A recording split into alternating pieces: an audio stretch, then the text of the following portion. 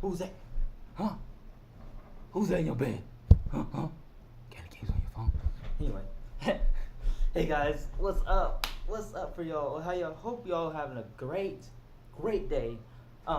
Today we're gonna be well, we're not gonna be talking about it. We're gonna be reacting to Comics Explained, Carol Danvers Part 1. Now, I'm doing this because I was going to, like, I did my research, I had, like, the stuff set out and everything, but I feel like it's easier for me and for you, for me just to react to somebody explaining it, because I'm not that good at explaining a lot of stuff, you know what I mean? But I'll get better as time goes on. But right now, I am not the best. So I know that's a not a good trait of mine. So what I'd rather do is react to it and say my thoughts on it instead of, telling you. That way they'll tell you, but I won't. I won't tell you. I gotta connect my Bluetooth first. Okay.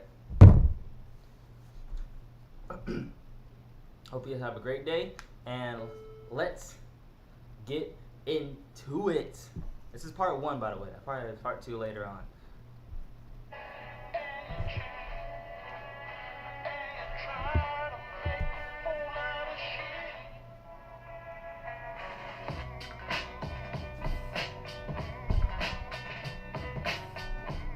If I get copyrighted, I'm coming after you, Comics Explained.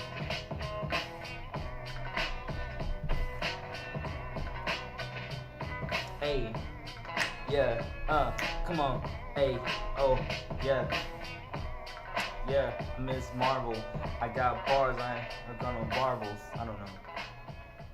Let's So get Carol it. Danvers is first introduced to us in Marvel Superheroes Volume 1, issue number 13, in March of 1968.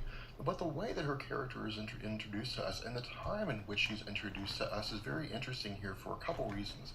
The first reason is because while Marvel had demonstrated a very progressive attitude regarding races, when it came to the sexes, they were actually lagging behind. For the most part, people look at DC Comics when it comes to the idea of the establishment of the roles of sexes within comics, especially when you look at Wonder Woman, who had been created about 20 years before Carol Danvers.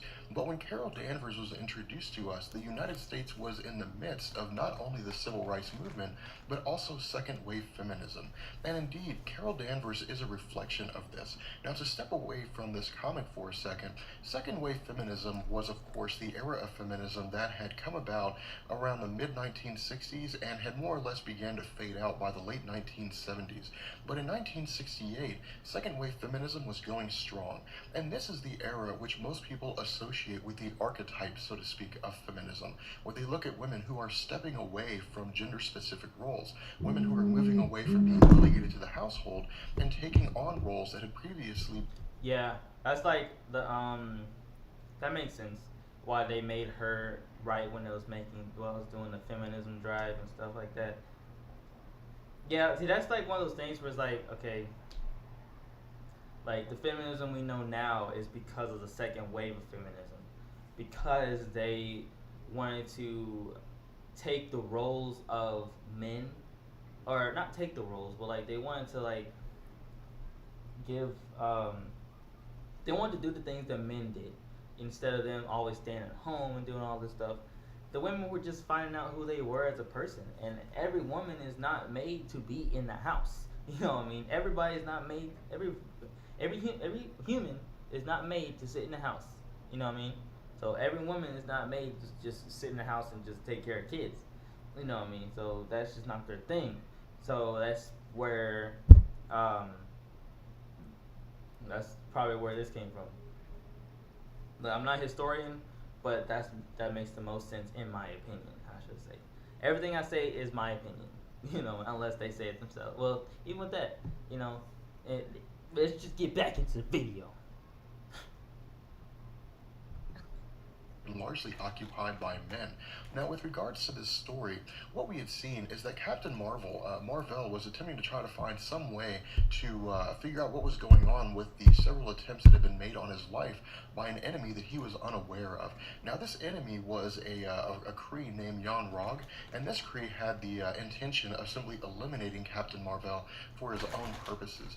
But what we had seen is that as Yon Rog was prepared to kill, or I guess to deal the killing blow to Mar-vell, that a plane had flown in between the two of them, and when it did, it had been shot and blown up. And what Captain Marvel had realized is that this individual inside of the plane was a man named Walter Lawson, and that Walter Lawson was an expert in missile guidance and was headed towards Cape Canaveral for reassignment. And so what Mar-vell determines here, what he comes to the understanding of, is that if he undertakes the guise of Walter Lawson and travels to Cape Canaveral, he may come a step closer to figuring out who it is that's trying to kill him. From here, he arrives at Cape Canaveral, and this is when we're introduced to Carol Danvers. And Carol Danvers, in terms of her initial introduction to us, is exactly what you would expect in the sense. See, okay. Let me know if you want to see the Mar-vell, the original Captain Marvel, not Carol Danvers, but Mar-vell. He's a Kree who came from. He's a Kree fighter. He came from Earth, and he's a good guy and stuff, right? But as a Kree, any Kree, like this is just regular Kree stuff. Like if you're born a Kree, you can shapeshift. That's just what they can do. You know what I mean? You see that with a lot of Kree characters, as in Marvel.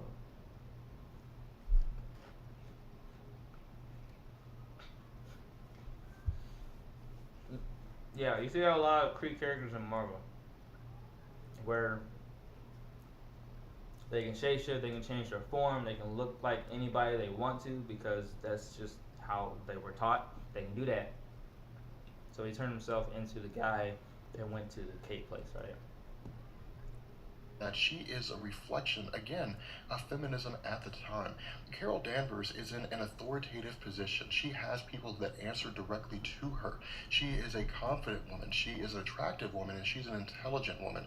She is a reflection of what it is that women were striving for in terms of society's perception of them with the instance of second wave feminism. And what we find here is that NASA has discovered a Kree sentry, and this is in fact the same Kree sentry that had previously been stumbled upon by the Fantastic Four during our discussion about the Inhumans. And of course, Mar-vell, having undertaken the role of Walter. See, that's a whole other thing where Fantastic Four and Inhumans, where they saw this Kree sentry. It's a whole story, but it's pretty interesting in my opinion. See, the Inhumans are interesting because they aren't really mutants. You know what I mean? They're not legit actual. They weren't born with their powers. They were born like regular people, but the thing is there was this giant gas or cloud, basically gas, that like went over the whole city, right? Or was it the whole city or the world? I can't remember, but it was one of those where they went over everything, right? And all the people in there, if they had the ability to have a or a quirk or a ability, it would be there. It manifests himself. It would get 10 times stronger, right? But the people who didn't, I think they died because they didn't have that in them. So it was kind of a thing.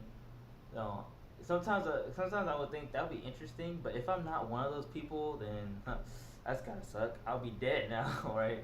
But hey, you never know, right? But anyway, moving on. Yeah, Inhumans are very interesting because they're not mutants, but they do have powers, which we think make them mutant, but they're not mutants. You know what I mean? So yeah. Anyway, let's get back in the video. Lawson meets with Carol Danvers, and Carol Danvers initially thinks that something's up. She initially thinks that something may be wrong here, that he may not either be telling them everything or that there's something that he's hiding. And this is where Carol Danvers shows that she stands alone in terms of the perception of women in comics. When it came to the idea of gender roles, when it came to the idea of women in comics during this time, for the most part, women were relegated to sidekicks. Women were relegated to background characters. Women were never on the same level as the male counterparts or even males in general within comics. And so, where we see Carol Danvers say that she's going to undertake the role of trying to find out what it is that Walter Lawson is hiding, previously, a woman in the comics would have simply just reported this to a male superior, or she would have told a male superhero like Captain America or Thor or something like that. She would not have gone on her own to try to figure out what it is. And again, this is why Carol Danvers stands alone, because she is a reflection of feminism in comics, and she is a confident woman who's attempting to try to find the answers by herself. From here, we see that Jan Rog discovers that the Sentry has been found by NASA and decides to reactivate the Sentry. And because the Sentry, as it explains, was created by the Kree to ensure that its empire survives and to do what it can to destroy all opposition, it begins to go awry and begins to destroy virtually all human opposition within Cape Canaveral. And so what we see is that Mar-vell discards his identity of Walter Lawson and begins to go into conflict with the Sentry. Now, this is where Captain Marvel begins to branch off, because again, when we had our discussion about where to start with various Marvel superheroes, we had talked about how characters like Thor had been introduced in Journey into Mystery, and that rather than Thor getting his own solo series, Journey into Mystery was simply just converted into Thor's series, and so it was called Journey into Mystery, and then Thor issue number, whatever that issue was.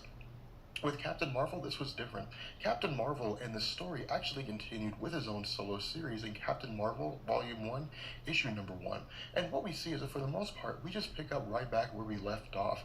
But this, for the most part, is where a lot of people look at the idea of Carol Danvers and say that Marvel began to drop the ball.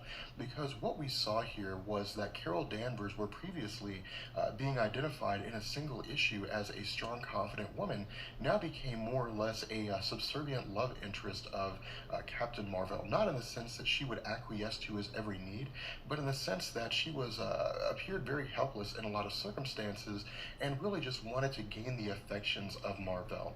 Now, again, people would argue that Carol Danvers being helpless in this circumstance was due more to the fact that she was observing a fight between two individuals that had a lot more power than her, which is true to this degree. She had no power. She was a normal human.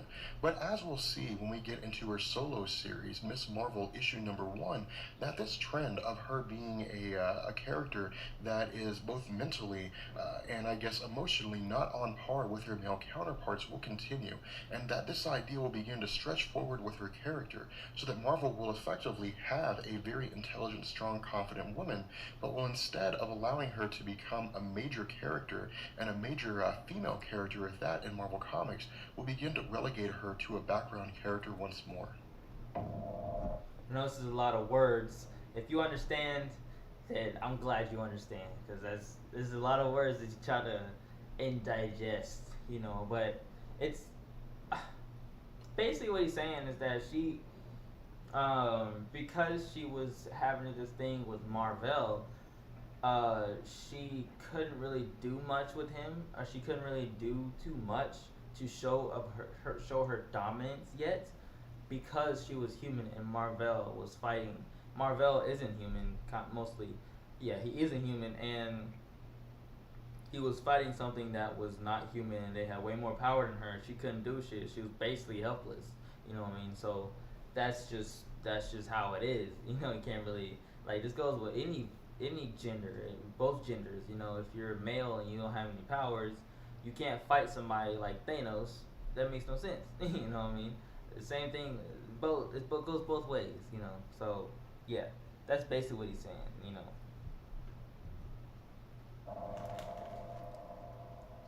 So while Carol Danvers continued to make various appearances over the course of Captain Mar-vell's solo comic, the actual character Ms.Marvel didn't appear until January of 1977. Now at this point in time, Carol Danvers and the character Ms.Marvel were under the control of Gary Conway. And what Gary Conway did is he wrote the character in such a way to where it was more or less a metaphor for the struggle of feminists at the time. What he did is he split the character Ms.Marvel and Carol Carol Danvers in half. And so we got this sort of Dr. Jekyll and Mr. Hyde kind of situation. Now, this wasn't a Dr. Jekyll and Mr. Hyde situation in the sense that Carol Danvers or Miss Marvel was the evil counterpart of the other. It was more or less a situation where neither one remembered the actions of the other. Neither one really knew what was going on.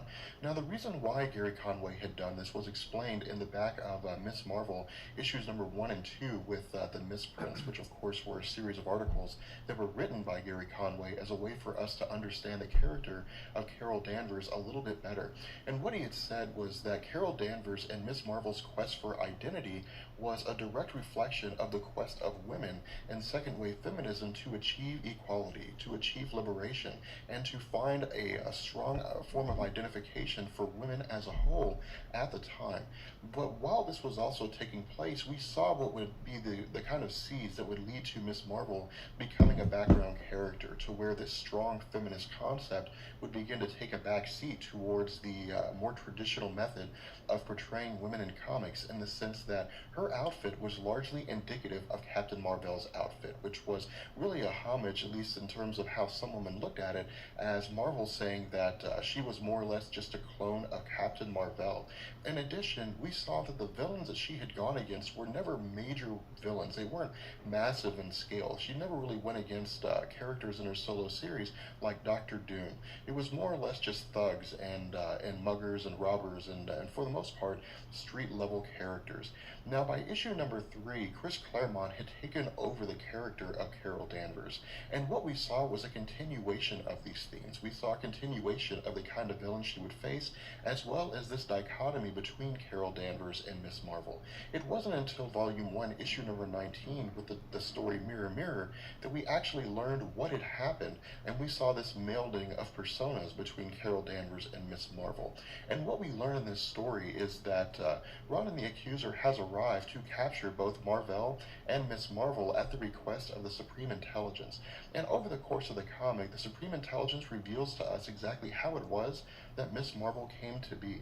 What we learn is that somewhere along the line, while the conflict was taking place between Captain Mar-vell and Jan Rog, that that Carol Danvers was exposed to the powers of the Psych Magnetron.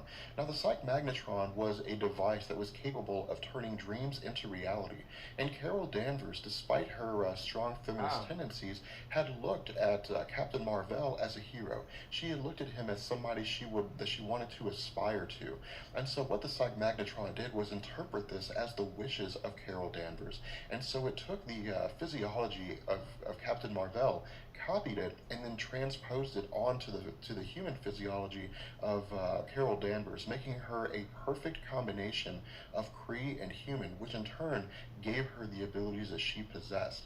Now again, as the stories continued, as the Miss Marvel events continued, she maintained this element of fighting street level characters. And again, this is why a lot of people look at Carol Danvers and say that while she had a great start as a strong lead female character in Marvel Comics, that in the end she began to be relegated to a background character, that Marvel had moved away from this progressive stance of feminism in the comics, and in turn had gone back to its traditional roots of the portrayal of women in comics. Now, for the most part, we're actually going to bring this video to an end here, and in the second video, we're going to pick up on Miss Marvel with her involvement in the Avengers and the X-Men. And with the Avengers, we're going to touch on Avengers issue number 200, which many consider to be one of the most controversial stories to have ever been written in the history of Marvel Comics. With that being said, we're going to go ahead and bring this video to an end. I hope you guys enjoyed it.